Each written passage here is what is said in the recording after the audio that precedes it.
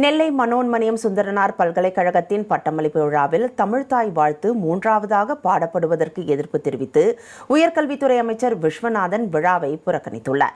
நெல்லை மனோன்மணியம் சுந்தரனார் பல்கலைக்கழகத்தின் 33வது பட்டமளிப்பு விழா இன்று நடைபெற்று வருகிறது.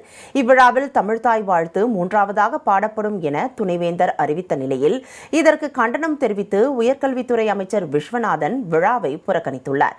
மேலும் இவ்விழாவில் 871 பேருக்கு ஆளுநர் பட்டம் வழங்குவார் என கூறப்பட்டிருந்த நிலையில் வெறும் 113 பேருக்கு மட்டுமே ஆளுநர் பட்டம் வழங்குவார் என்று தெரிவிக்கப்பட்டது.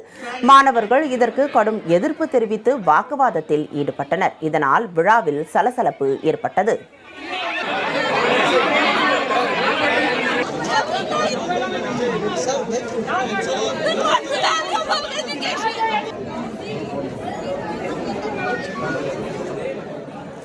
மாணவர்களின் கடும் எதிர்ப்பை அடுத்து அனைத்து மாணவர்களுக்கும் ஆளுநர் பட்டம் வழங்குவார் என்று அறிவிக்கப்பட்ட நிலையில் 45 நிமிடங்கள் தாமதமாக விழா தொடங்கப்பட்டது. விழாவில் முதலில் வந்தே மாதரமும் மூன்றாவதாக தமிழ்த்தாய் வாழ்த்தும் பாடப்பட்டதால் மீண்டும் சர்ச்சை ஏற்பட்டுள்ளது.